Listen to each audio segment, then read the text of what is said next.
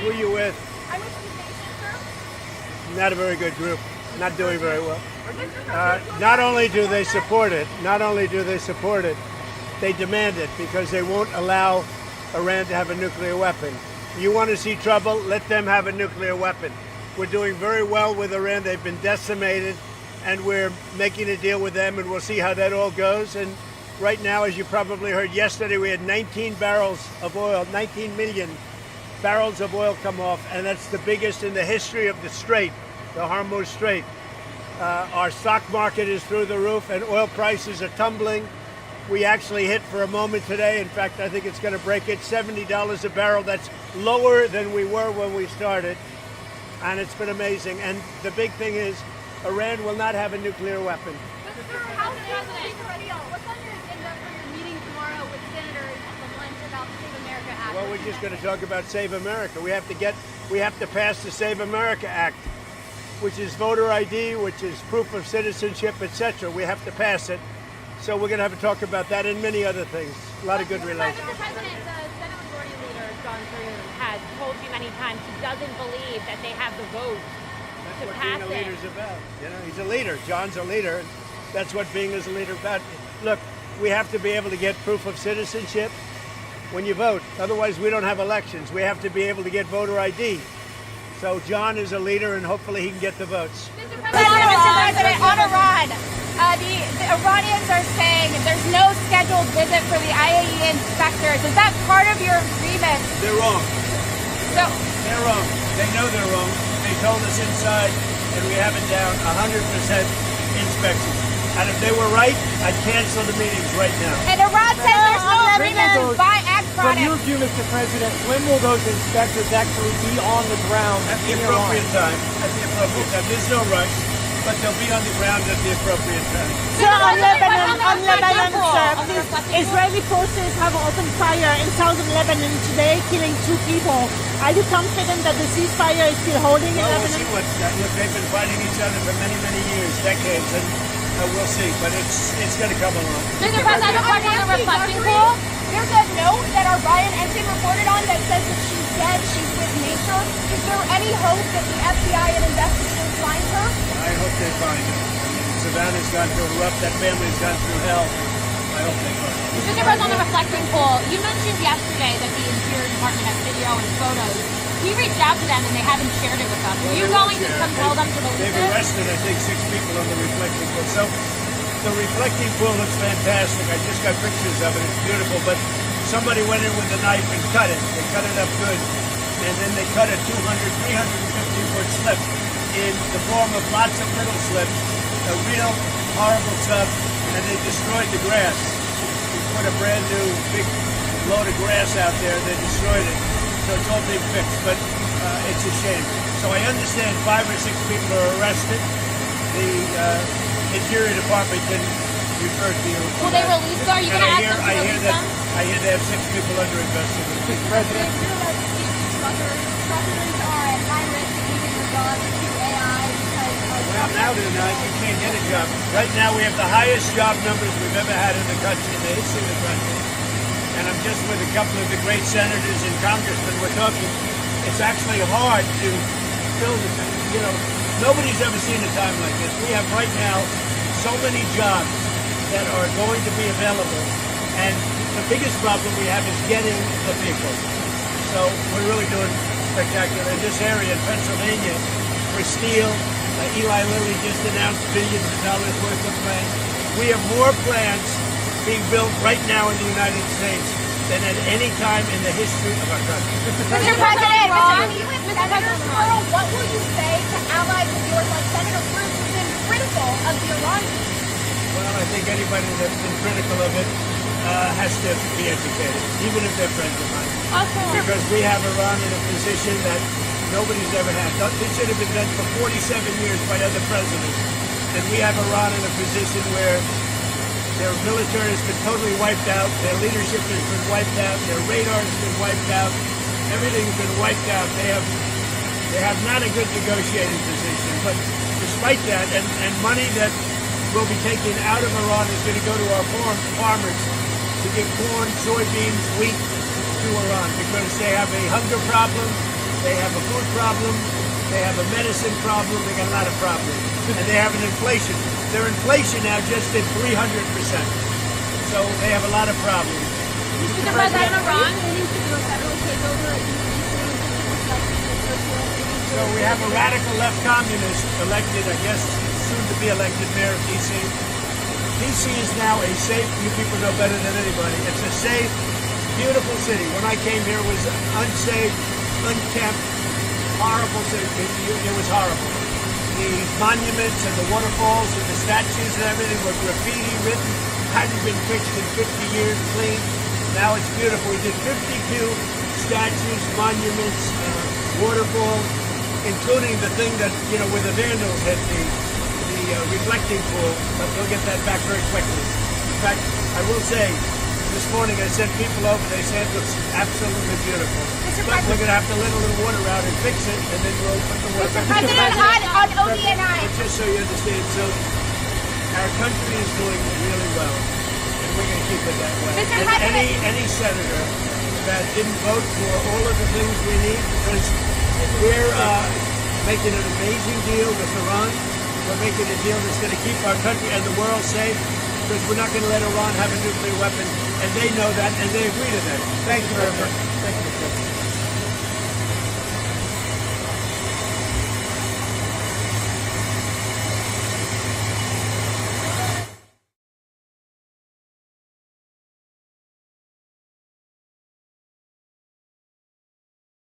And American manufacturing.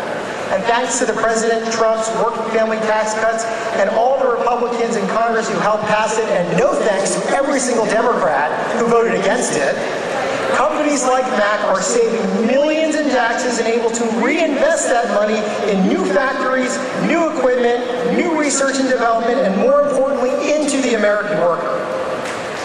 And that leads for more work for all of you with no tax on tips, no tax on overtime. You're taking more money back home in your pocket that would have otherwise gone to D.C.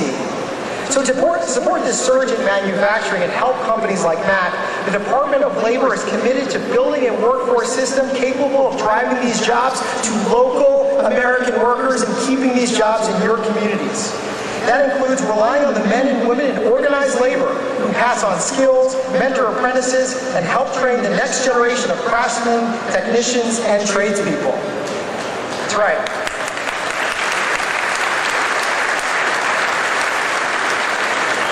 President Trump understands the vital role between unions and management that they play together in strengthening our workforce, and we're helping Americans seize this generational opportunity by creating jobs and creating the skills necessary to build these trucks.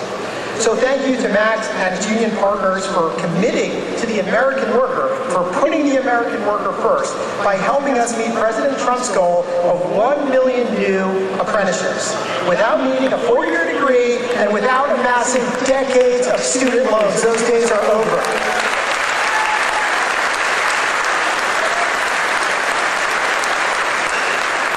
We're not relying on college professors anymore to teach. We're relying on the men and women behind you who know the trade, who know American manufacture, and you are to teach the next generation of American workers.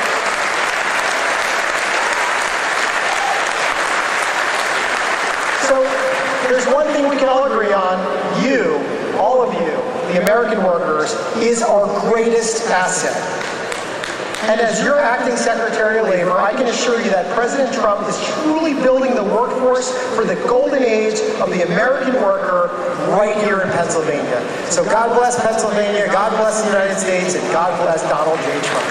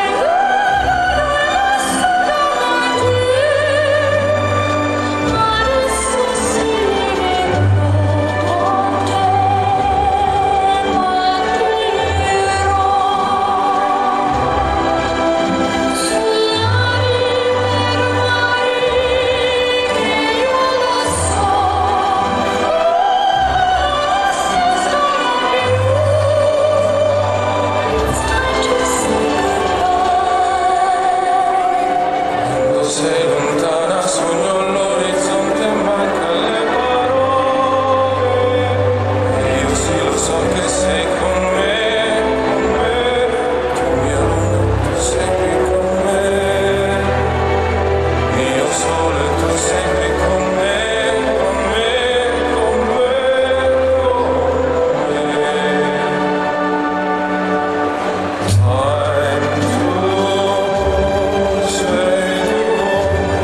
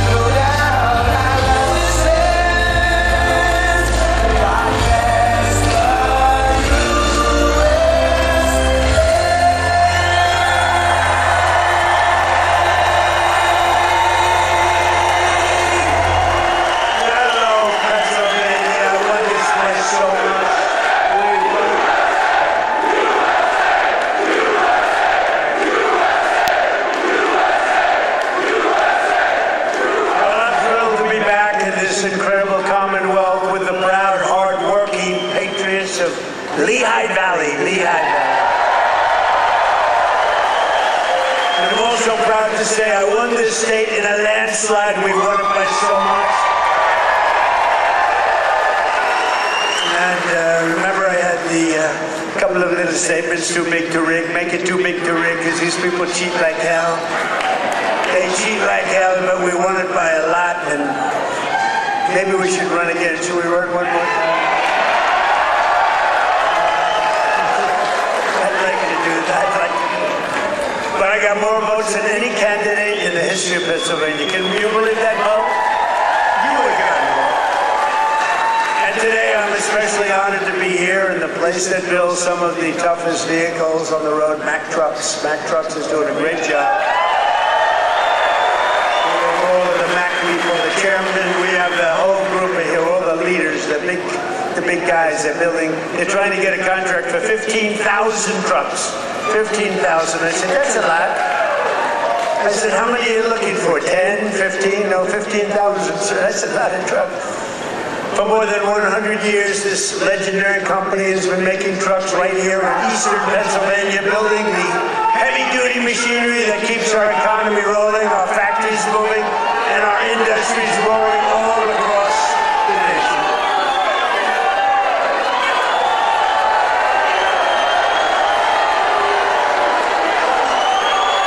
And you are the men and women who put your pride and spirit into those beautiful words, stamped on every Mack truck that said, made in the USA. It's made in the USA.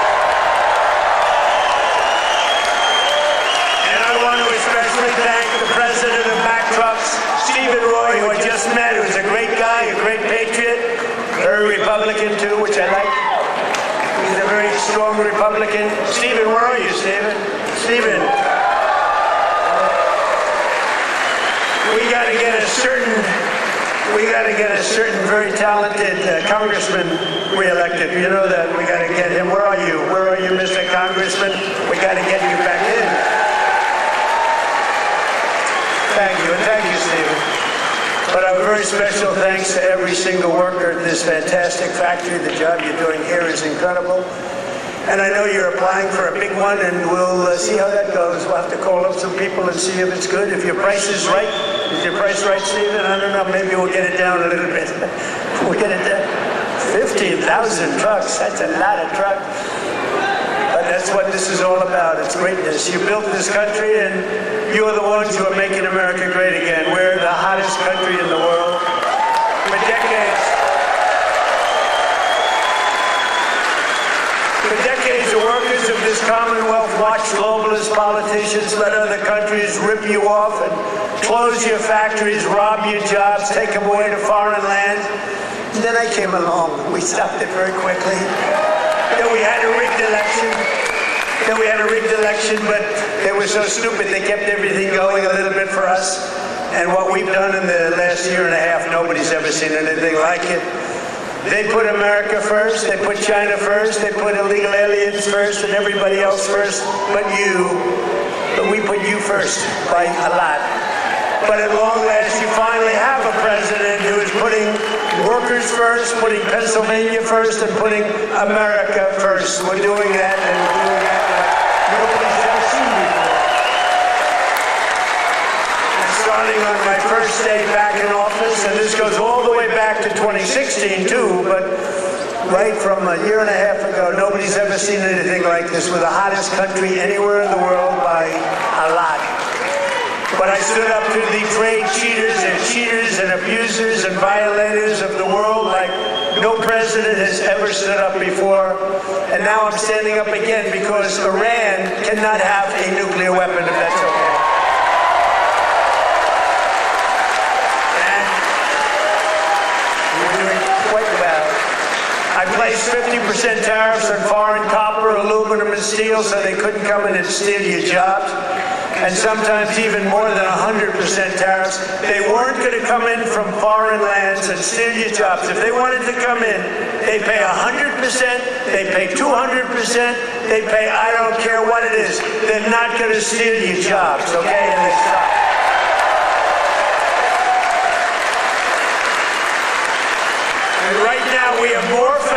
is being built, and I mean car factories, AI factories, factories of every type that we've ever had in the history of our country by 3 times. That's because they didn't want to pay the tariff. How don't you pay a tariff? You build your factory here and you hire American workers. It's quite simple, actually. But as you know, I placed a 25% tariff on foreign automobiles, and very importantly, I posed a 25% tariff on medium and heavy-duty trucks, so that Mack Truck could do very well with this factory in Pennsylvania. But all American roads will be filled with American trucks very shortly. Very few people are able to compete with us anymore. They used to rip us off. It was like we were a bunch of babies. American labor worked with us too. I just met the head of your unions, and they've been terrific. They work with us and they're fair. They treated us good. Maybe we can negotiate a little bit tougher. Where the hell are the union guys? Those guys are great. They're great. There they are. I want to just say hello. We gotta make sure you vote for our congressman here. I'm not doing this for my help. Music. We even have music. Within a single year of taking office, I slashed trade deficit with China by the largest amount in the history of trade. And we, by the way, have the biggest trade deficit cut in the history of our country. 67%. Think of this. We had a trade deficit. We cut our trade deficit. If you're a president and you cut it by 1%, they say, oh, you're doing a great job. 2%, you're a genius. I cut it by 67%. That's why you have all of these factories being built. They'll soon be opening. They're already opening, but when those factories are opening, I don't know what you're going to do. You're going to negotiate very good salaries, that I can tell you, because they need you. In many ways, they need you more than you need them. American exports to the rest of the world are up by $150 billion. You hear that, Bo? It's not bad. You're going to wrestle a long way to make that. Bo is going to have to win a lot of tournaments to make that money.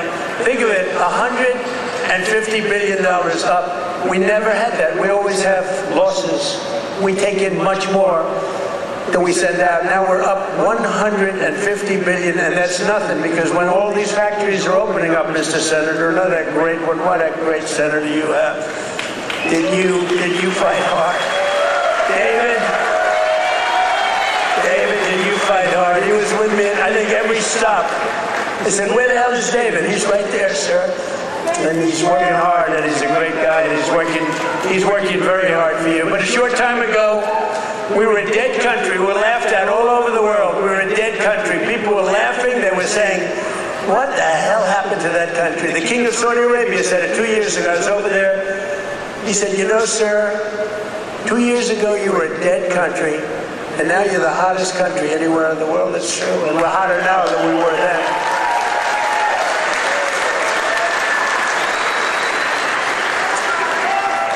He then proceeded to announce that he's investing $2 trillion in our country, along with Qatar, along with UAE. Bahrain is investing, Kuwait's investing, but countries from all over the world, they're all investing in the United States. 2 years ago, they wouldn't even think of it. They thought we were finished.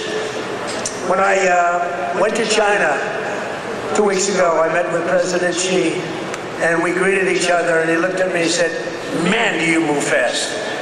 Because they thought they had us, but now it's really the opposite. We are doing numbers that nobody's ever seen before. So we have a great meeting. But as you know, we just achieved a historic peace agreement with Iran to end the conflict in the Strait of Hormuz. And by the way, yesterday, 19 million barrels of oil flowed out of the Strait of Hormuz. A very beautiful.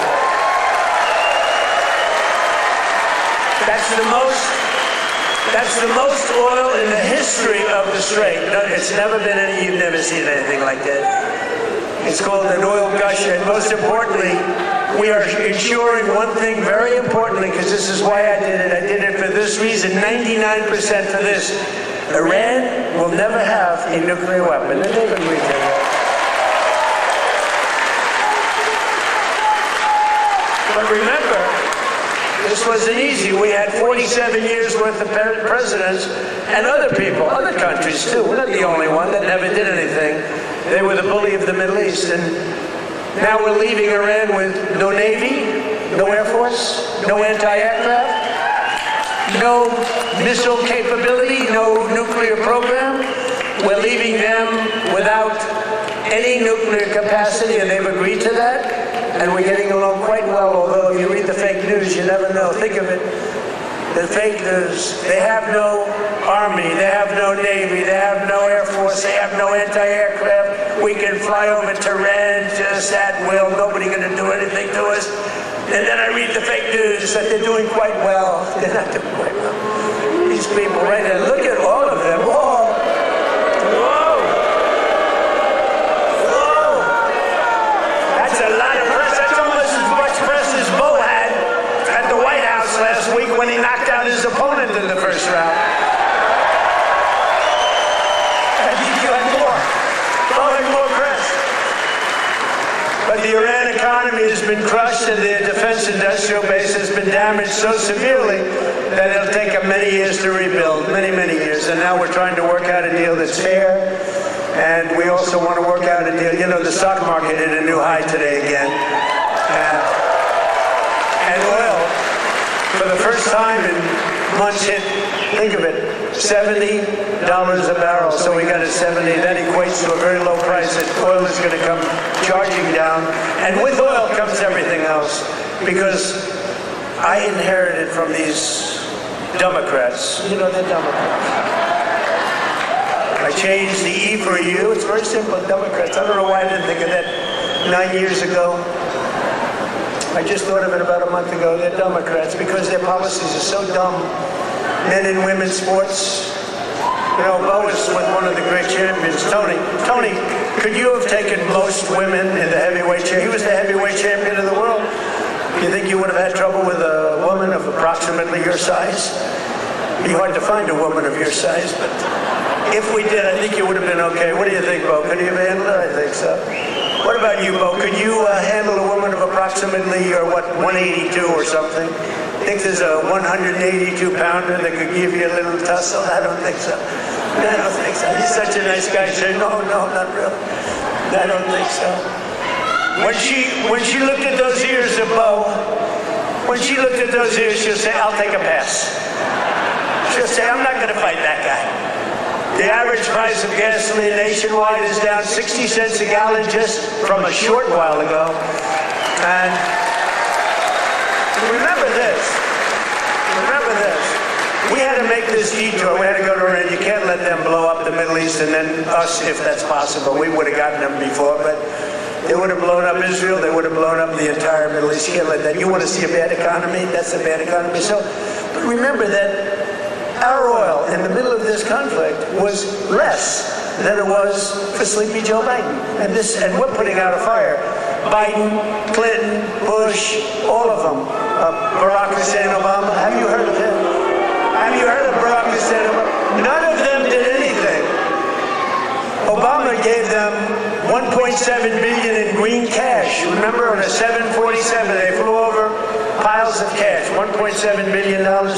Gave them hundreds of billions of dollars and thought they could bribe them into peace. No, the only thing they understand is what these guys in the front row understand is the hammer. Because if you look at what we did to their nuclear capacity with those beautiful B-2 bombers, that was truly a hammer. In fact, we named it a hammer, Operation Hammer.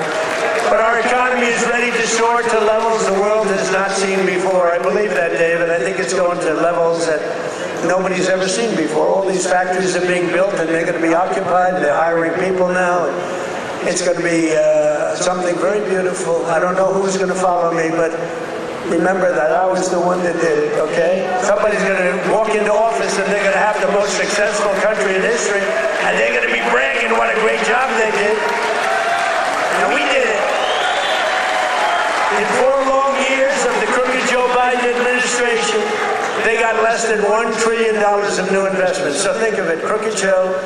What do you like better, Sleepy Joe or Crooked Joe? Ready? Sleepy Joe. Crooked Joe. I'm surprised. I like Sleepy Joe better, but they're both good. I use them both. But in less than 1 year, so they did much less than $1 trillion of investment from outside the world. Much less than $1 trillion.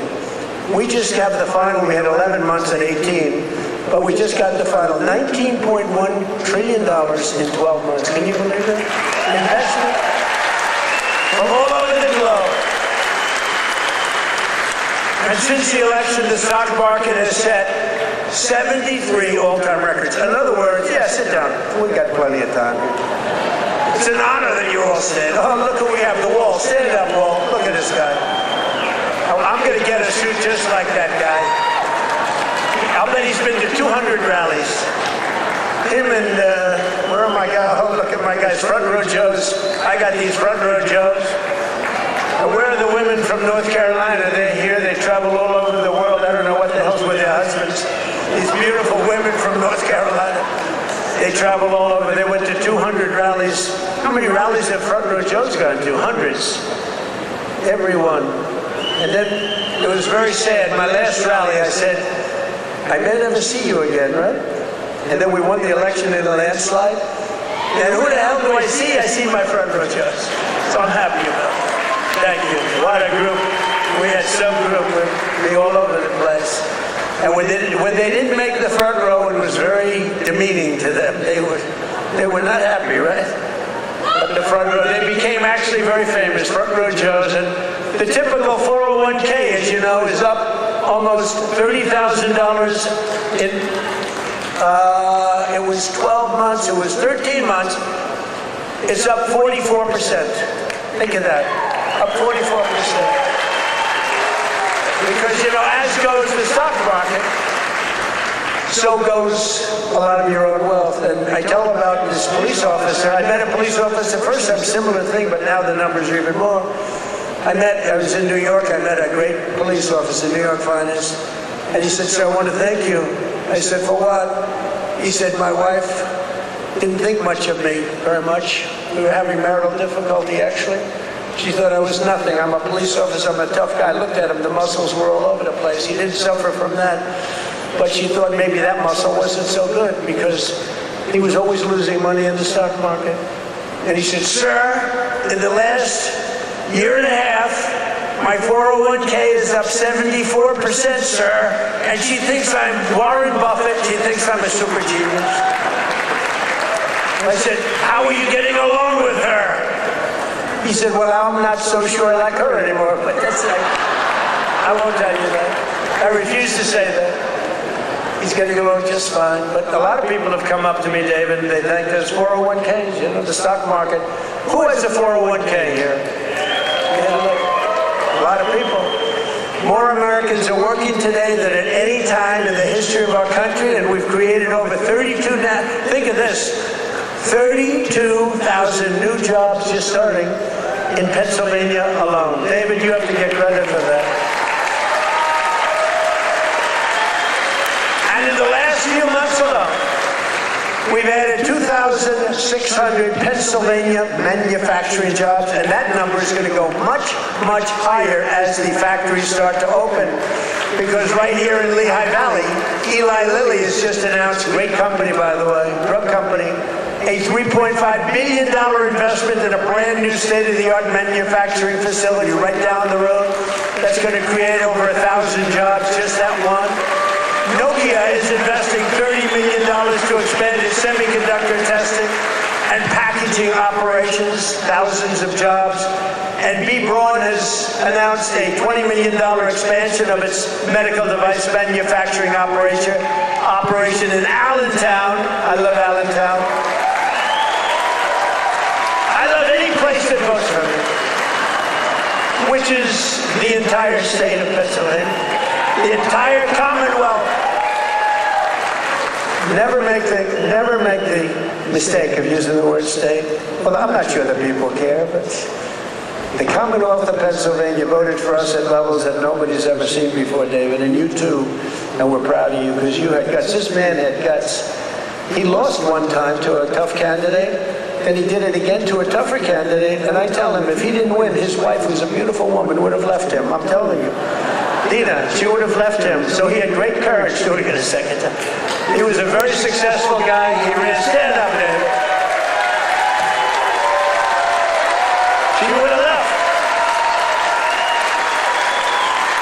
I was so worried because he's a friend of mine, and that was a tough race. You know, he was running against a guy 24 years, and his father was in for like 30 years. That's a long time, and he had to beat him knowing the pressure. That's called pressure. Knowing his wife was gone if he didn't make it. She was gone 100%. But he's married actually to a terrific woman. She probably would have stayed. I'm not 100% sure. And last year I saved a great American company, U.S. Steel, and we're keeping its headquarters in Pennsylvania where it belongs. And $17 billion has been invested by a great company in saving U.S. Steel. They were gone. I think they were closed up and they were ready to go. And now they're building factories like nobody's ever seen. They're expanding the operations and building a couple of brand new steel plants. They're up to over 17 billion, which is a lot more than they even told us. Because they've fallen in love with this Commonwealth. They've fallen in love with your whole area, the people. I think they've fallen in love with the people more than anything else is what they told me, because they've done more than they said they would. And thanks to our great Republican majorities in Congress last 4th of July, I proudly signed the largest tax cuts in American history. We gave you the biggest tax cuts in American history. Not bad. Not bad. We delivered no tax on tips, no tax on overtime, and no tax on Social Security for our great Pennsylvania seniors. No tax. And our tax cuts are projected to boost take-home pay for Pennsylvanians by an average of more than $10,000 a year per household. That alone should win us the midterms. We got to win the Musa. We got to win the midterms. Musa's another great guy. Stand up, Musa. Been with me for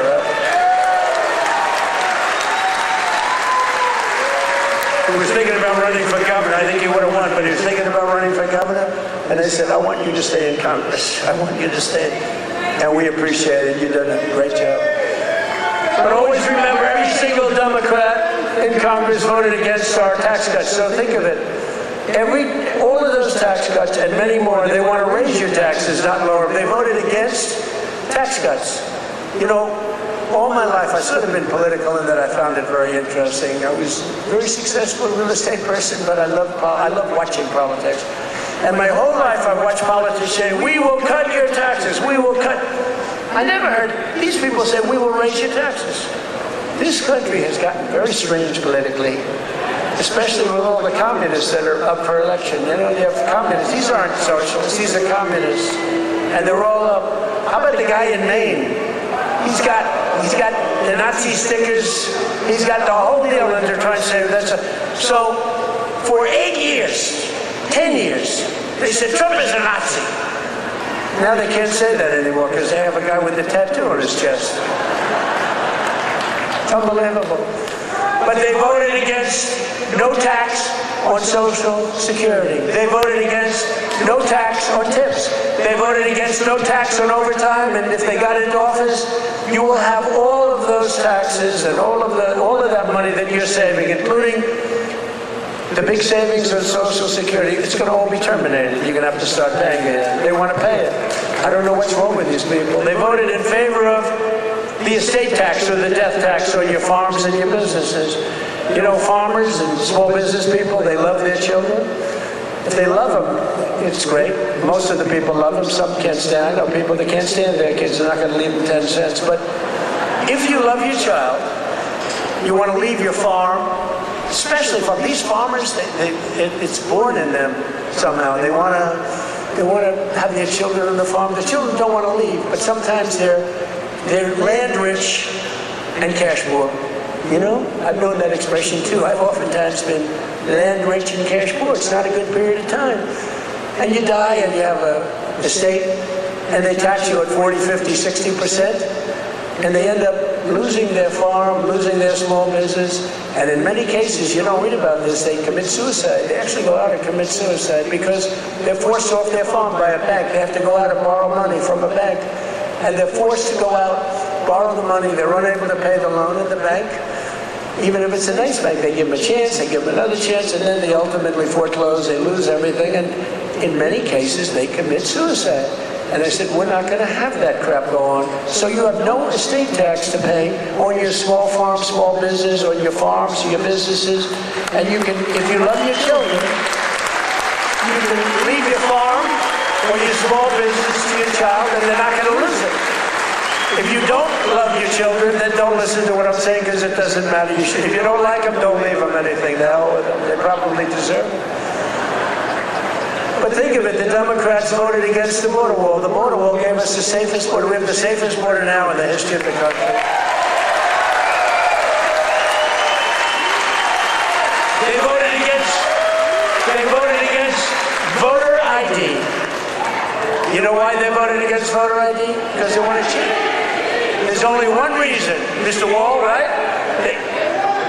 Correct. Where do I get that suit? One day, I don't know if it's very presidential. I'm going to walk up in a suit with the design of the wall on it. I don't know. What do you think? I already have a very elegant wife, and she says, darling, please, don't dance. It's not presidential. I said, but the people love it when I dance. And she said, please, the men and women's sports, please don't do the weightlifting thing. And don't do the swimming thing. You know, the weightlifter where he goes up. And the record stood for years and years. And this young lady, she's trying out for the Olympics, and she's going to do it. And the record stood for 19 years, and they put an eighth of an ounce on one side, an eighth of an ounce on the other. They have to understand, Melania, who's now a movie star, she got the #1. Can you believe she hit big with the ball? That's not good. There can only be one star in a family, please remember that. But they put a little eighth, like a feather on one side, a little bit, just to break the record. The parents are sitting right there where Big Bo is. He's a nasty guy, that punch he threw. Gotta be very nice to Bo. Gotta be very nice. Gotta make sure he's never angry at me. But she said her parents are right there in the front, and they're so proud. The father's not so proud because he knows she's not going to do it. Because she's a woman, that's a lot of weight. The mother, though, is screaming, darling, I love you, do it.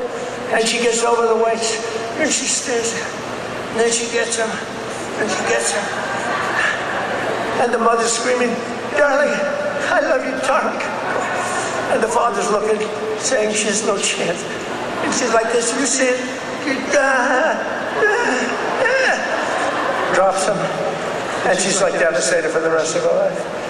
And then a guy comes along who transitioned. That's the term. I've gotten very good at that term. I used to take a lot of heat for my definition of the movement over. But he transitioned. He was a poor, very poor, bottom of the line, male weightlifter. But now he's a female weightlifter. And he looked at the amount. I think it was like 210 pounds or something like that. Well, that's a lot for a woman, but not that much for a man. You could do it with one hand.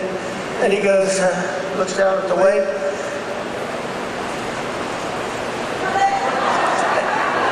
I think he did a few things for emphasis. And he won the medal. And everyone said, oh, isn't that wonderful?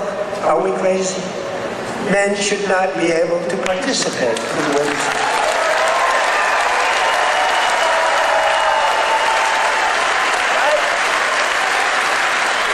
That's a 99 percentage. You ever hear the fake news? They said, that's an 80-20 issue. No, it's not. It's 99-1. You know, I've been doing politics now for 10 years. Not that long, considering I've won 3 elections. You know, so we not. But we did great in the second one. It was a rigged deal. But pretty short. But with all of that, and all of the time I spent speaking to people, they say, sir, could you cut taxes on this? Could you get me a tax deduction on a car loan? I did that. By the way, I did that. If you borrow money to buy a car, you get it. All these things. They ask me for hundreds of things. Not once did anyone ever come up to me and say, sir, please, this is so vital. You have to be able to have men playing women's sports. Please, sir, could you pull that off? I've never had anyone ask me for that. So I say it's a 99-1 issue, not 80-20. The fake news back there, they say, oh, that's a target issue. But I don't like talking about it because I want them to continue on with that. I want them to continue on with the, they're in favor of the mutilization of your child for transgender purposes, the mutilization of your child. And I would say politically it's a very good thing to run against a person that's in favor of that kind of stuff. So we let them, we don't bring it up during off political seasons, but we have a political season coming up, and they'll be doing all of that nonsense, and they're going to lose a lot of elections. And now if you look at New York, we have all communists running. They're all excited. They're going to win their primaries, but I can't imagine they can beat a normal Republican. So I think it's a good thing, Muser. What do you think? I think it's a good thing. Wouldn't you like to run against somebody like that? Well, Shapiro's not that much better, to be honest with you, but I would. They're all being forced. They're all being forced. A guy like Shapiro, he's going to be forced to the left. Otherwise, he's not going to get the nomination. But they voted against proof of citizenship. Think of it. We'd like to have proof of citizenship. You walk into the voting booth. Would it be okay, sir, if I looked at you and said, how dare you ask me for my citizenship? You know, in California, if you ask that question to a voter, you are criminally liable. In other words, they can put you in jail. If you say, sir, do you have proof of citizenship? They put you in jail if they ask that question. You're not allowed to ask that. Did you know that? It's the craziest thing I've ever seen going on. Hey, did they screw the kid, Pratt? Boy, he's leading, and all of a sudden he's lost. And it was sort of interesting. The election, you ever see an election where they're 2.5 weeks in? An election that takes weeks to count the votes? But after the evening, it looked like he was going to win, or certainly be in the runoff. And then I started hearing rumors as the days went by, days and days went by, that Pratt is fading. He's fading. I said, they rigged the election. And then lo and behold, he didn't qualify, even though he was so far up in the third place person that it was almost impossible, and he didn't qualify. And then it started happening with the next candidate, Steve Hilton, who's running for governor. He was up in front, just about leading, no problem. And all of a sudden, about 4 or 5 days after, this is after the election's over, they said, Steve Hilton is starting to lose votes. I said, here we go again. And I called up the U.S. Attorney in California. They said, we're going to have a number in the next week. Next week. I called up the very powerful, very good U.S. Attorney in California, and I said, do me a favor. Take a look. They're trying to steal that election, too. I guess they called up. They said, this is the U.S. Attorney call. We have your great U.S. Attorney here today, by the way, and your assistant U.S. Attorney. They're doing great, David. Thank you. So over the next week, he was definitely going to lose, but the U.S. Attorney called. We want to check your votes. About an hour after the call, ladies and gentlemen, Mr. Hilton has won. So had I not made that call, Steve Hilton would right now be watching the election from home. So I don't know, he would have a great chance, but the election's totally rigged. California's totally rigged. All mail-in ballots, it's a disgrace. We got to pass the Save America Act, okay?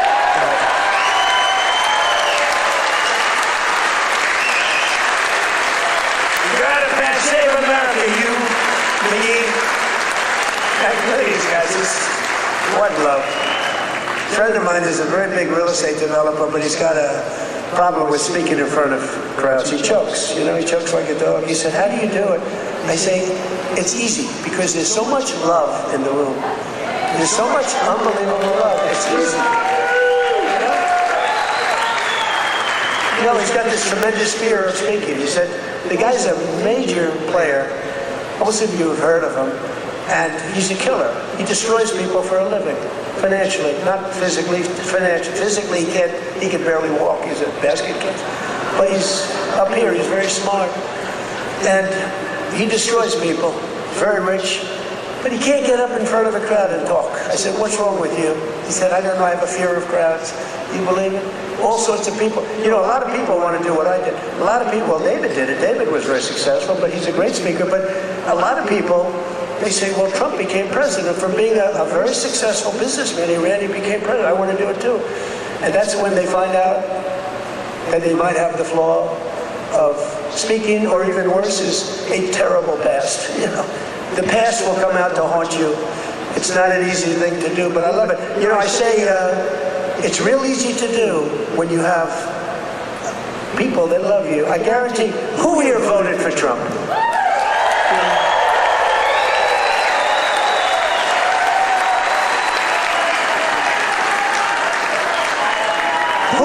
Who didn't? What? This is dangerous, so don't raise your hand. Think you're going to be cute, because you might be in big problem. And they'll blame me for causing problems. Who did not vote for Trump? Young man, he wants to be. He's a young man. He thinks he's being cute. As he gets pounded on. No, he just said, no, I did. I was the first. He said I'm the first to elect. But the Democrats voted in favor of Iran having a nuclear weapon, and they voted against military spending. But I overrode that. Let me tell you, if the Democrats get in, your 15,000 trucks that Mr. Roy is looking to get are dead. They're not going to have 15,000. They're not going to have 15 trucks. They'll be back to the number I originally guessed, right? How many are you making? 15? 15,000 trucks will be down to nothing, zero. And they'll make you put electric on it, you know, electric, so that when you're in the middle of a jungle someplace and you need a charge, where's my charging booth? As opposed to carrying a nice tank of diesel on your back, throwing it in and taking off, right? Where's my charging booth, they'll be saying. They created the strongest military in history, and you see that with Venezuela, one-day operation, like, right? And now we're making a lot of money with Venezuela, and Venezuela's doing great also. It's a happy country now. But it took us exactly 48 minutes to win that war. We're the greatest military in the world, 48 minutes.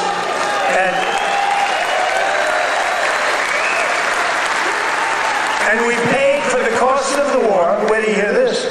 28 times already. More, but 28 times. So the cost of the war, we've already, because we brought millions of barrels of oil out, and we're getting along great. The people running it, they're our people, they're great people, and the people are happy in the country. They have smiles, they were miserable, they were starving, but they have a lot of oil under that ground. You know how you find oil in Venezuela? Just look at the ground. You'll see oil bubbling up. They have so much oil. They don't know what to do with it, but they had a bad system. They're making more money now for the country than they've ever made before, and we're making a lot of money too. But also Iran, we knocked them out. 1 week it was essentially militarily over. Much bigger country, 91 million people. And much different ideology.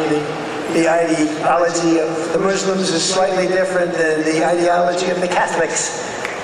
We have the Catholics and the Muslims, slightly different. But Venezuela's been great, and Iran's been great. I mean, you know, if Iran's reasonable, if they're smart, otherwise we'll have to finish the job, which will take about maybe less than a week. But they're going to be okay, I think. They're going to do what they have to do because we want to have it done. But they voted against lower energy prices, the Democrats did, and then they went on to create the highest energy prices that we've ever had in the history of our country. People don't realize that. Much higher than ours during a war. They had the highest inflation in history. The highest inflation in history, they say 48 years, but that's sort of history as far as I'm concerned. And they were absolutely terrible on affordability. Remember, I got here, my first day, the fake news is screaming at me, what about affordability? I'm only here 1 day. Remember, eggs were up about 5 times higher than they ever were? And we have prices are coming down right now at levels that you've never seen. And now with oil crashing, you're going to see something really amazing. And to top everything else, they let 25 million people into our country, many of them criminals and thugs and people from mental institutions and drug dealers. They even let 11,888 murderers into our country. Murders, 11,888, more than 50% of which have killed more than one person. And I've gotten the worst of them out, and we've gotten them out, Tom Homan and our whole group of people.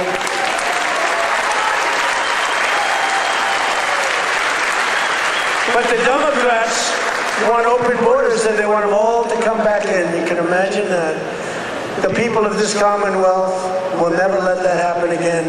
What they allowed to happen to our country, we can never allow to happen again. As an example, the war with Russia and Ukraine would have never, ever started of our president.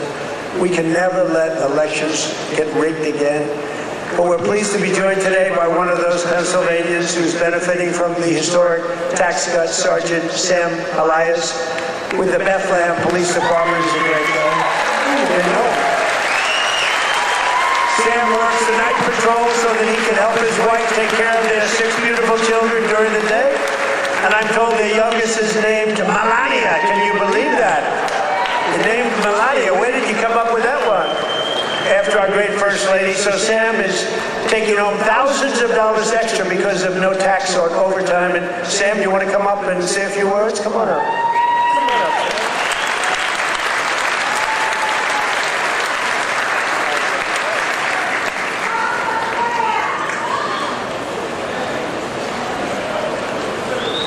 Thank you. Good afternoon, everyone. I'd like to express my appreciation to President Trump, Congressman Ryan Macungie, and the entire White House administration. As a father of 6 children in a single-income household, I can tell you the Working Families Tax Cuts is a policy that helps my family. Hard work should pay off, not get punished with higher taxes. No tax on overtime, no tax on tips means more money in the pockets of working Americans. For my family, these savings have translated to what was once a day trip to the park, is now an overnight stay at the Jersey Shore. Bigger tax returns have allowed Americans to create new family memories and save for future projects. As the President said, I also work night shift as a police sergeant in the fine city of Bethlehem.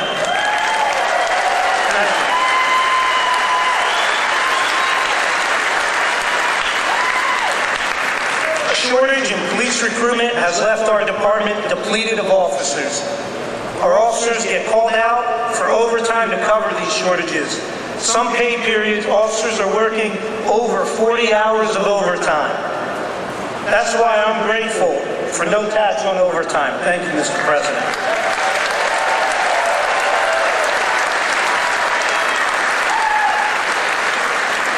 I'm also thankful for the support President Trump and Congressman Macungie have shown for law enforcement. You understand that communities thrive when we invest in public safety. Congressman Macungie has stood strong with public safety and working families. And that's why he's been endorsed by the brothers and sisters of Bethlehem FOP Star Lot 20.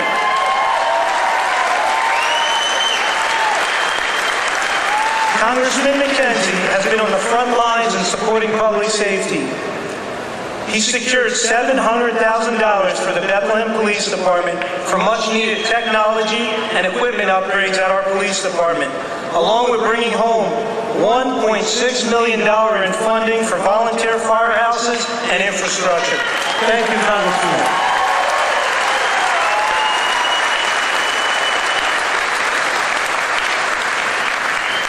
I'm a very grateful American, a son to Lebanese immigrants who came to the United States 50 years ago in pursuit of the American dream. My 80-year-old father is here with me today.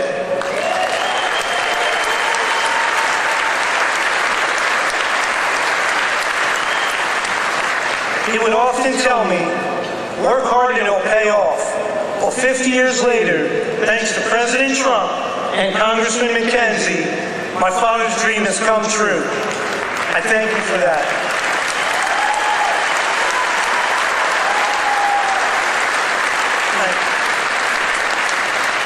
Additionally, thank you to President Trump and your entire administration. After more than 50 years, the Lebanese people finally have an American ally who advocates for a sovereign and independent Lebanon, governed by the Lebanese people. Thank you for that. Mr. President, you have the support of almost 20 million Lebanese people worldwide.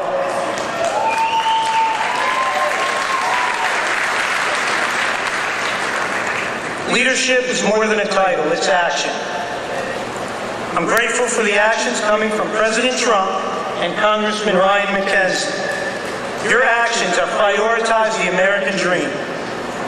Less taxes, safer communities, and America First policies. I thank you, President Trump. Happy belated birthday, and happy birthday to the United States of America. Thank you, and God bless.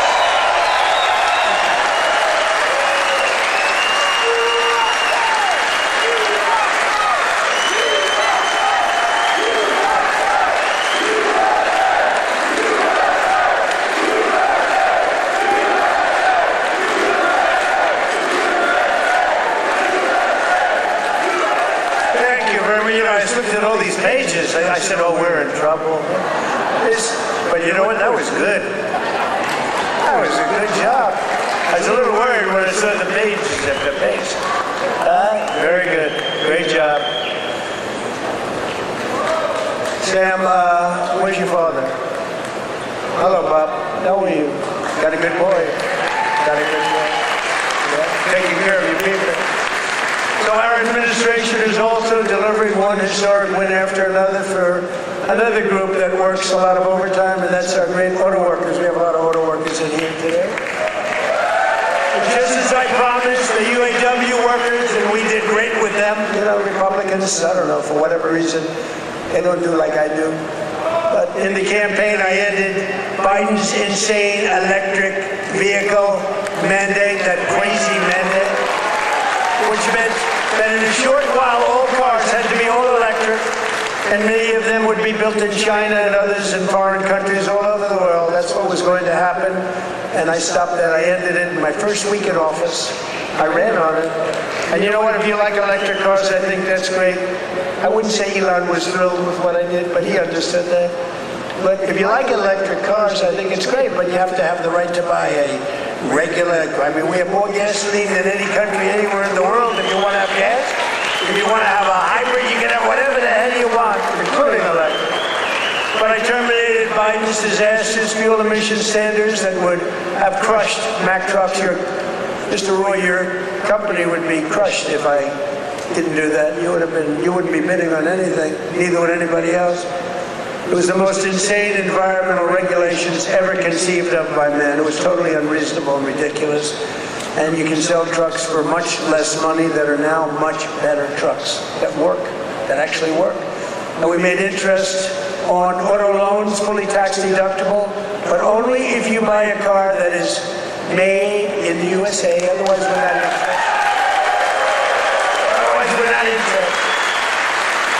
And I say to the auto manufacturing business in America, we have more auto plants being built today than we've had in 60 years, and I think maybe ever. And bigger and better. They had a big one in a certain state that I love also. I love a lot of places. And they took out this old plant, but it was big. And I said, did you redo it yet? They said, we're not redoing it. We're ripping down and building a brand new one, a beauty. You know the one I'm talking about, Dave. But we're pleased to be joined today by Pat McHugh, a Marine Corps veteran, a great guy, who spent 28 years with Mack Trucks.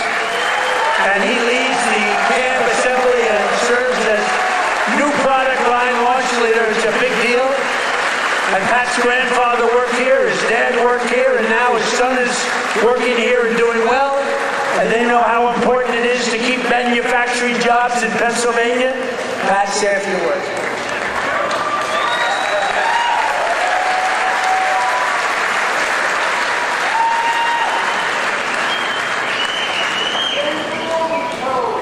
Wow. Good afternoon, Mr. President.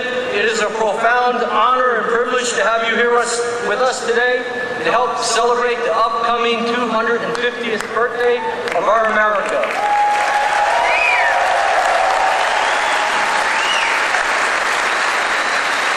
And most recently, our 125th anniversary of building Mack Trucks.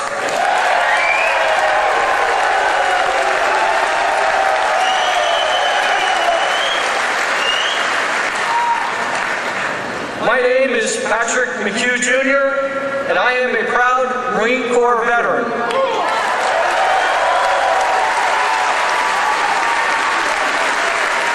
In addition to that, though, I am an even prouder Mack Truck employee.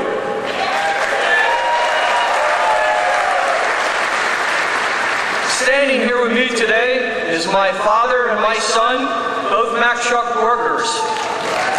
Together,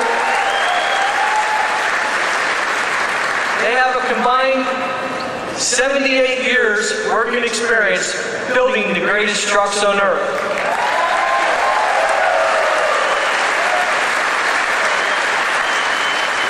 You can say Mack Trucks runs in our blood. At Mack Trucks, we work hard to build the trucks that help build America. And we are proud that those trucks are built in the United States of America.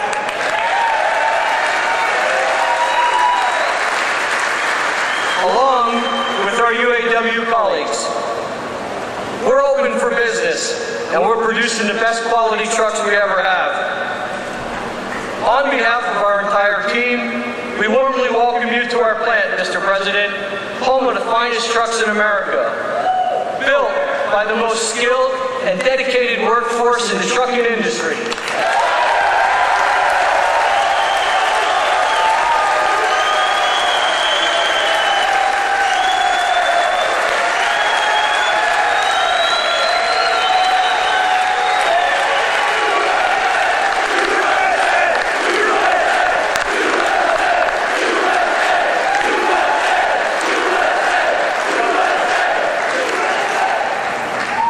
So, Mr. President, I want to say thank you for choosing to highlight Mack Trucks on your visit today, and thank you for supporting our American workforce.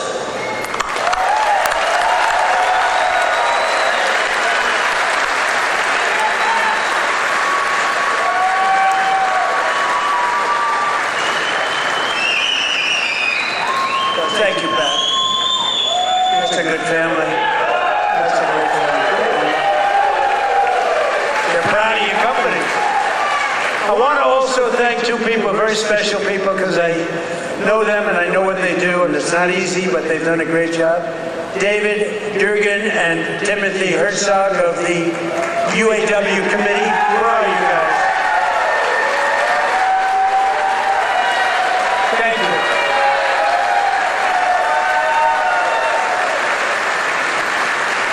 They do a good job representing you.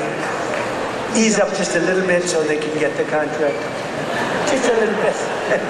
Thank you, fellas. Get this congressman elected. That's what you got to do. But we're pleased to be joined also by Labor Secretary Keith Sonderling. Keith, where are you, Keith? Where's Keith? Hi, Keith. Good job. Is he treating you guys good? Is he all right? He better treat you good. A very special guy, somebody that everybody wanted, I have to tell you, everybody wanted him. He's some person who was actually an astronaut. He went out, he made a lot of money because he's smart, and he's now the NASA administrator. You saw that rocket 2 months ago up and go around the moon in record levels, the furthest any ship has ever flown, and come back, and he's working very heavily on the moon, but what he's done with NASA is amazing. And he's a very special person and a brilliant one, Jared Isaacman. Jared, thank you.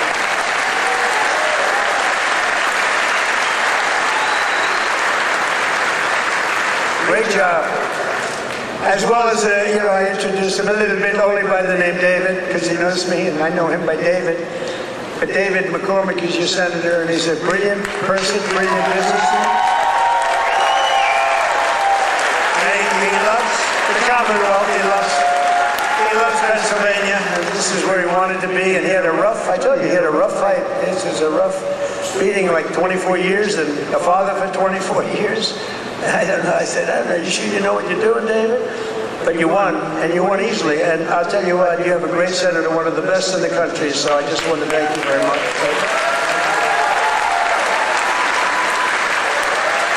And 4 warriors for Pennsylvania in Congress. These are warriors. Lloyd Smucker is here. Lloyd, thank you. Thank you. John Joyce is here. John, thank you. Dan Muser is here. Thank you. And these guys are all in good shape, but we got to get Ryan Macungie elected. We got to get Ryan. I'm not here for them, I'm here for him. We got to get Ryan elected. Run up here, Ryan, fast. Nobody wants to hear you. Come on, just run. Nobody wants to hear you, Ryan. Do what David did. He'd go up for 1 minute. Thank you very much, everybody. It's nice to be here. And everybody thought he was the greatest speaker. Okay. Well, Mr. President, I can't thank you enough for coming here to the Lehigh Valley, highlighting the great men and women of Mack Trucks, doing all the work that you do in Washington, D.C. for our veterans, our first responders, and everybody across this country to continue to maintain America as the greatest country in the world. You are the president that is fighting for all Americans. Thank you for being here today.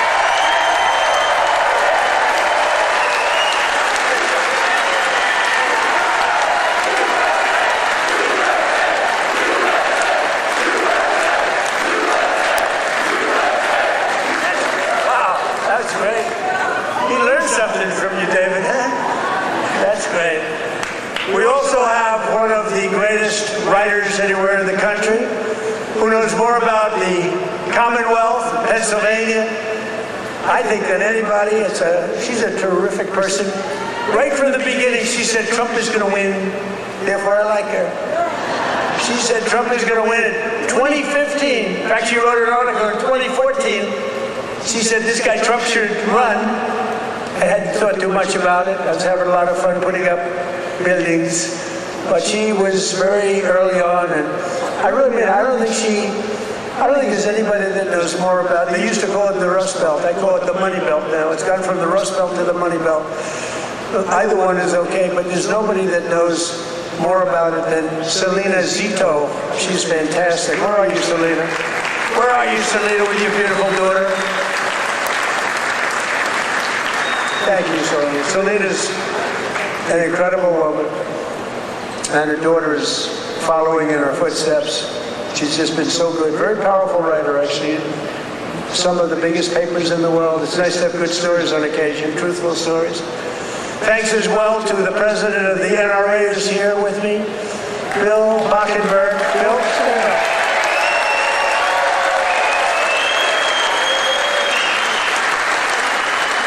And they always give me their endorsement because I saved the Second Amendment, and you think it's easy.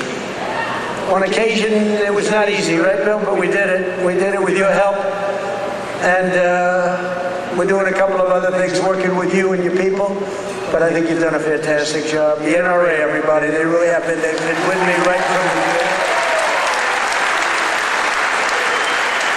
And Bill asked me would I support the national right to carry legislation. How do you feel about national right to carry?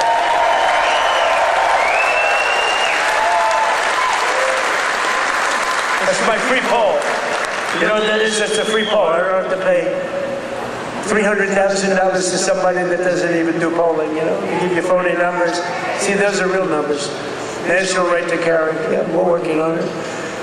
And we have a very special guest who you just saw on the highest rated fight show ever in the history of television, the UFC Freedom 250. So this guy, well, I just have to set it up a little bit if I don't mind.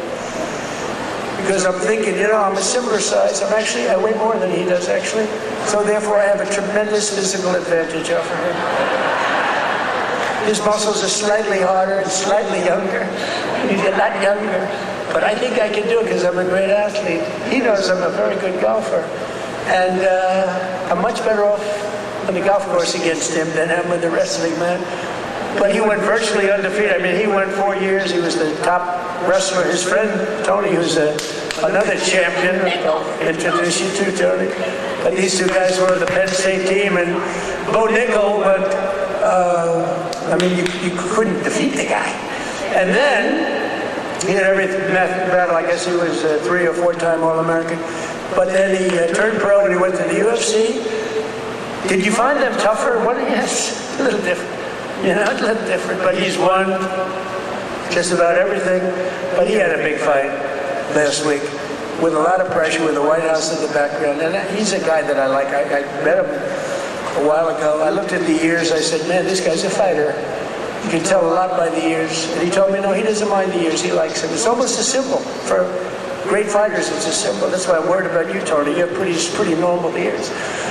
But I got to know Bo a little bit, and I got to root for him. And I almost felt like his father up there. His father's great, but I felt like his father, so I was nervous for the fight. And he was fighting somebody that Dana White, the great Dana White, is a phenomenal guy. He said, Bo's got a tough one tonight. I said, why? Why do you do that to him? Because if you lose at this night, it was the biggest audience they've ever had, by far.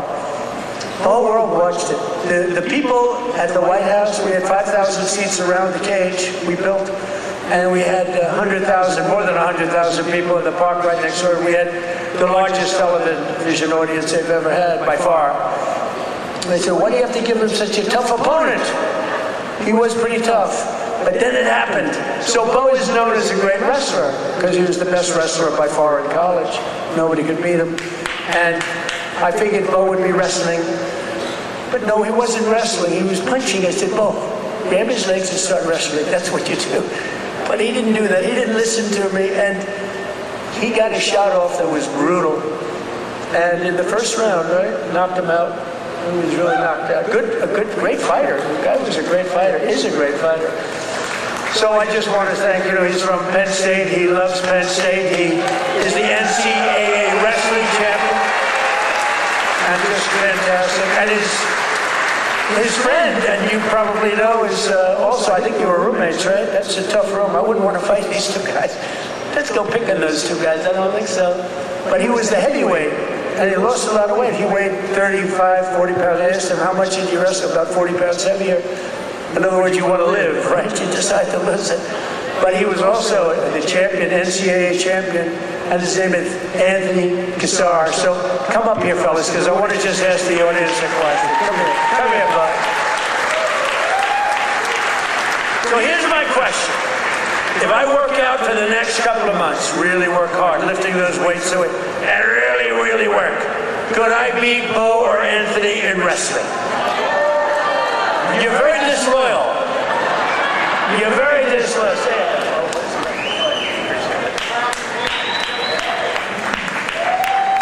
Wow, what an honor to be here. I think walking up here I was almost as nervous as the fight, but it feels like a fight.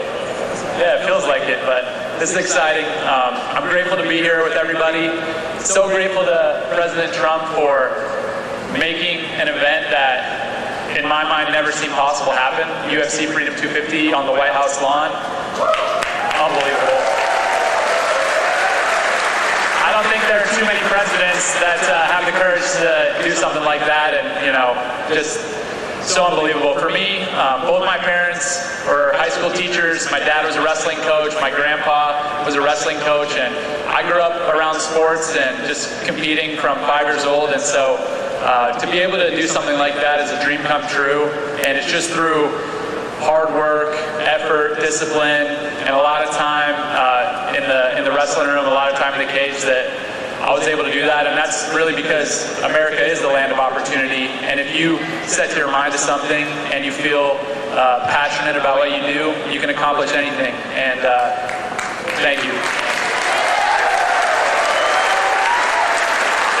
I don't want to take too much time, but I want to tell a quick story about the first time I met President Trump. It was in 2019 at the White House, and our team and I won the Nationals, the NCAAs, and at Penn State we are.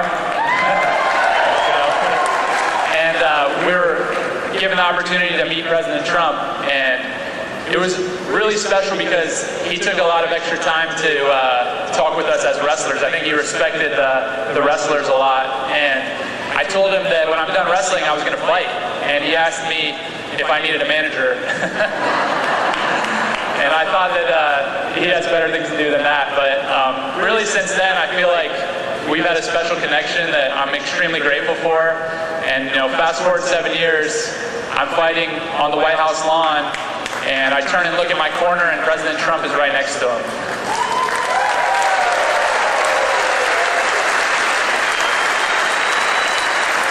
it really felt to me like he was in my corner. I know that was something that was just so special, and I feel like just incredibly grateful. And overall, the whole week of the experience, everything, the word that kept coming to mind and the emotion that I kept feeling was gratitude.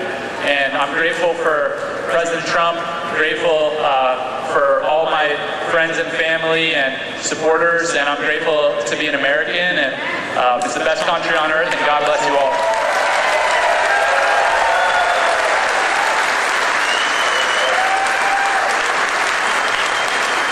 How's everybody doing? This is an awesome crowd. I'll keep this really short. It's just an honor to be here. Bo and I have been roommates since our freshman year at Penn State, and never could imagine this, but it's an honor to support Mr. President, this great nation, and the American workers that build the foundation of the United States of America. So as a small business owner, real estate investor, I just want to thank President Trump for the big, beautiful bill, all he's done for small business owners. And most importantly, I pray that God will continue to bless him and guide him to lead this great nation, and God bless all of us. Thank you.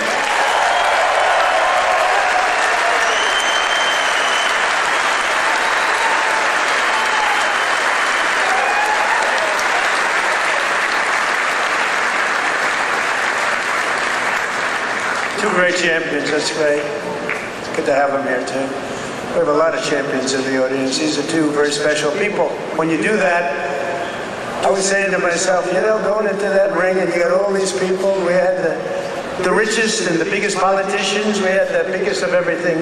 You couldn't get a ticket. The tickets were down to some crazy numbers, I heard. We gave them away to everybody, but somehow some got out. And I was saying that's a tremendous amount of pressure, and you're fighting the toughest people on earth. I mean, these are the strongest, toughest men on earth. No women in the crowd, but which is nice. But these are the toughest men on earth, and it's tremendous pressure. And you know, the muscles, you got the muscles, you guys, you got the big strong muscles, but you got this muscle too, because it takes much more than just the normal muscle to win those matches. I mean, the strategy and the genius that goes in. It is a genius. A lot of people wouldn't understand that. But there's a genius. There's a genius in sports. But there's a great amount of courage and power that you have that a lot of other people don't have. So congratulations. Really great job. Great job. Good to have you here. In everything we do, we're once again fighting for the people of Pennsylvania, and that includes our amazing Pennsylvania oil and gas workers. And I ended last administration's war on Pennsylvania energy, and I signed an order to drill, baby, drill. That's what we did. Did I end it? And you helped. The United States is now the #1 producer of oil and gas on earth, larger than Russia and Saudi Arabia combined by a lot. Look at that. Who would have thought that? We were in 4th place. Now we're larger than, and that doesn't include Venezuela. Include Venezuela once, because it's essentially should be included. I also ended the war on clean, beautiful Pennsylvania coal. In fact, in my administration, you're not, because you know coal was dead. China uses it, other countries, very successful countries use it. The unsuccessful countries use wind, and those beautiful windmills that blow round and round and don't do anything except cost you money. Every time it goes around, you lose $10. You're supposed to make money with energy, not lose money. No, wind is every country that's using wind is a disaster. Every country that's using our beautiful substances from underground are doing very nicely, thank you. But in my administration, you're not allowed to say the word coal without preceding that word with the words clean, beautiful. So you say clean, beautiful coal. And I have Secretary of the Interior, Doug Burgum, who's fantastic, and Chris Wright. And they made a speech about coal, and they mentioned coal like 50 times in the speech. It's all about coal. And they kept saying, clean, beautiful coal, clean, beautiful coal. I said, no, it's enough. It's enough. But we're not allowed to use the word coal without saying, because what they can do with coal today is amazing. It is clean, it is beautiful, they can clean it. And it's a very powerful form of energy. And if you look at China, they're building 57 coal plants, big monster plants all over their country. And then we're not supposed to do that? No, we're doing that. Clean, beautiful coal. invested over $1 billion to save dozens of coal mines. We've saved them. They were ready to close, and some had closed. And more than 100 coal power plants, including the Keystone and the Conemaugh generating stations, right here in Pennsylvania, as you know, are really moving now and employing a lot of people. They were all getting ready to close up. They were essentially closed. We're working hard to lower the cost for all consumers, and we want powerful energy. Under my administration, the most favored nation agreements on drug prices that we just did are delivering the largest prescription drug price cuts in history, with numbers like 400, 500, and even a 600% reduction from where it was. Think of that. That alone should win us the midterm. And the fake news back there refuses to talk about it because they know how good it is, because they can't produce it. They've been trying to do it for years. Favored nation. We paid the highest drug price in the world by far. As an example, for the fat drug, which Bo and Tony don't need to take, but a lot of people are taking. Who takes the fat drug? So in New York, think of it, it was costing a fortune. Many, many times it was costing $1,300, and in London it was $87. And a friend of mine who's extremely fat, sloppy, but very brilliant. He's a brilliant businessman, but he's a slob, there's no question about it. Very neurotic person, which you need sometimes to be successful. But he called me up, he used to call me Donnie. Donnie! Now he calls me Mr. President. That's a sign of great respect. But he said, President, I just came over here and I bought, I won't say it was Epic or whatever the hell it was, but I bought the fat truck. I said, I didn't know you used it because it's not working. And I used him as, he's begging me not to use his name, so I won't, but he's a very successful, he's actually a pretty well-known guy, brilliant business guy, worth a lot of money. And he checked, he just, you know, he said, well, how come in London I just sent out and I'm paying $87, and in New York I'm paying $1,300? I said, because that's the way the prices are rigged. And it's rigged, the whole world is rigged against us. And I said, but you know what? You brought it out better than anybody could bring it out, because I've been looking at it. They all said it was impossible to do. And I went to the drug companies. I said, well, it's not going to be any more. You're going to raise their price a little bit. You're going to lower ours a lot, because the world is bigger than us. So it really worked that way. And they said, well, we'll do it. They were very unhappy, but they knew I wouldn't get it from the countries, because you had to get it from the countries. Then I went to France. I said to a very nice man named Emmanuel Macron, I said, Emmanuel, you got to raise your prices on drugs. Of course I will not do that. Why would I do that? Because it's unfair. We're paying 10 times more than you, and you're going to have to raise them a little bit, and we're going to drop ours a lot. He said, no, I will not do that. I said, yes, you will. He said, I will not do that. I said, yes, you will. We're putting a 100% tariff on all wines and champagnes coming into the United States. He said, yes, I will do that. Okay. And I had the same conversation with Germany, with every country, with UK, every single one of them within 5 minutes agreed to do it. Nobody could believe it. And they agreed to raise their price, and we have gotten the biggest price reductions in the history of drugs, medical. Nobody's ever seen anything like it. So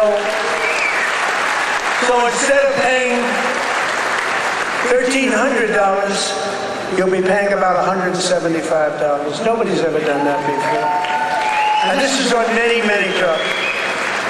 A pill that sells for $10 in London and selling for $150 in Texas, any place, it's all the same in the United States. They basically discriminated, so now instead of $10, it goes to $20, because again, the world is a big place. And we would bring ours down to 20, from like 150 down to 20. This is the kind of price reductions you're getting. Go to Trump.com, by the way. And I didn't name it. That was Bobby Kennedy that did it with Dr. Oz. Everyone thinks I named it. I did not name it, but that site is through the roof. And these are the biggest price reductions in the history of our country for anything having to do with drugs, prescription medicine. So that alone should win the midterms. And there's a real chance that they would end it, because they're totally controlled by these foreign countries, the Democrats. So starting next week, weight loss drugs will be available for just $50. Think of that. For seniors who previously had to pay $1,200, $1,300, $1,400, couldn't pay it. Think of that. Now, they don't want to write, look, they turn the cameras off when I talk about it because they don't want good stuff for us, because they don't want us to win elections. And why, I don't know. Why they want to have people pouring into our country, why they want to have high taxes, why they want to have all of these problems that took place over the last 4 years in the last administration, one of the worst administrations in history. But the other ones wouldn't be much better because they have all of these crazy policies. They've gone communist. But just over 1 year ago, we inherited the worst border in history, but I quickly turned it into the most secure border in the history of our country by far. Almost nobody's able to get in. And in the past 13 months, and this is a chart kept by generally Democrat people, in the past 13 months, 0 illegal aliens have been admitted into the United States.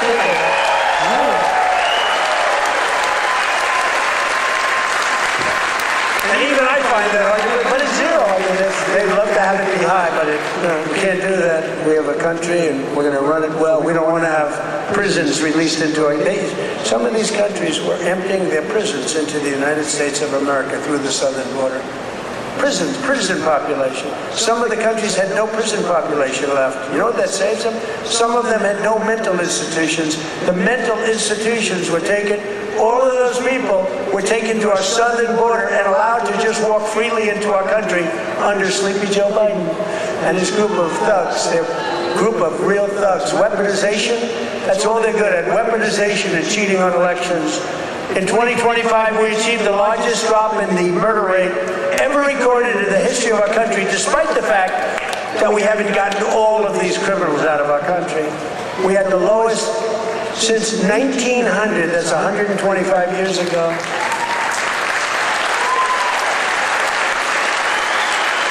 And we cut the flow of fentanyl across our border by 56%. That's a big number. And we cut the flow of illegal drugs coming in by water, coming in by ocean or sea. We cut it by 97%.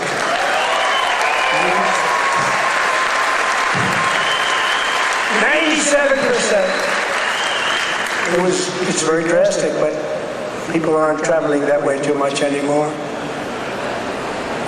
We have the most powerful. I built the military in my first term. We used it in my second term, more than I thought, but we have no choice. We have no choice. But think of it, we cut fentanyl. For years they've been interdicting. They've been grabbing boats, bringing them in, putting them in port. They go out by the same night, they're back sending drugs by the ocean, by the Gulf, by the sea. And now it's down 97%. And we're looking for the 3% because I think those 3% are more brave than Bo Nickel was any day. The 3% of the people that are willing to get into a boat to deliver drugs now, they are the bravest people perhaps anywhere in the world. But it won't happen long, but what we've done is amazing. Our military, we have the greatest military in the world. We have the greatest law enforcement in the world.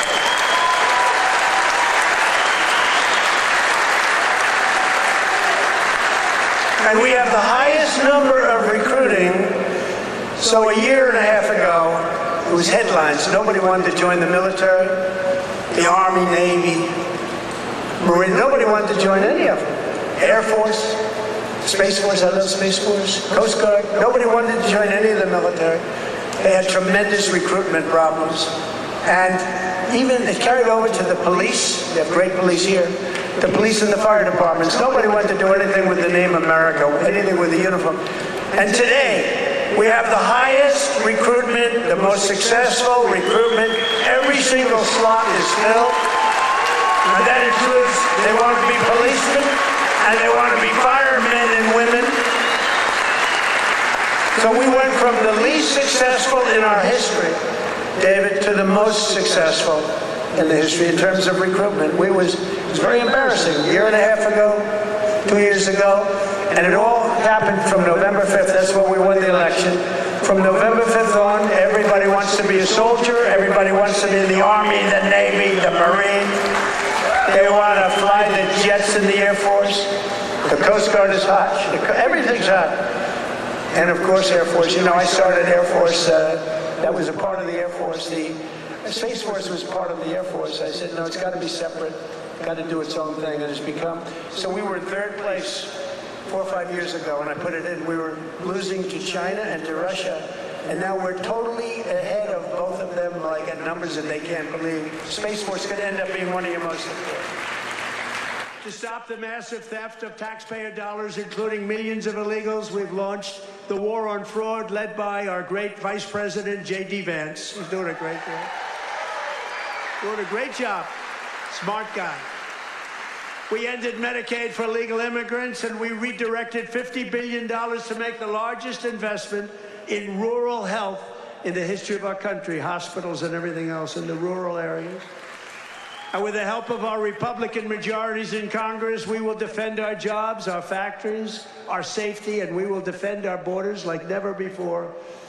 We will crush violent crime, impose harsh new penalties on dangerous repeat offenders that shouldn't be in our country, crack down on Marxist prosecutors and judges, and we will immediately end the most dangerous thing that's ever been put into our country from the standpoint of law enforcement. Is called no cash bail. You kill someone, you go to the judge, they let you out, then you kill somebody in the afternoon. It's crazy. That was the beginning of crime. We will pass the great health care plan to stop all payments to big insurance companies and give the money directly to the people so they can buy their own health care, which will be much better care at a much lower cost. And we will pass the Save America Act to protect our sacred American election.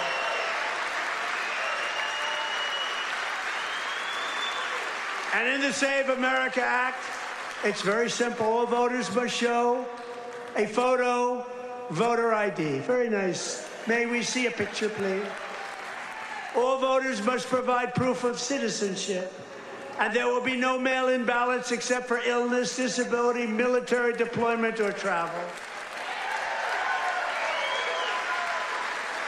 And we will also, in that same bill, enshrine in permanent law no men in women's sports and no transgender surgery for our children. So together, with the help of patriots throughout Pennsylvania and all across the land, we will make America powerful again. We will make America wealthy again. We will make America healthy again. It's all happening. It's all happening. We will make America strong again. We will make America proud again. We will make America safe again. And we will make America great again. Thank you very much. Thank you. Thank you, Pennsylvania.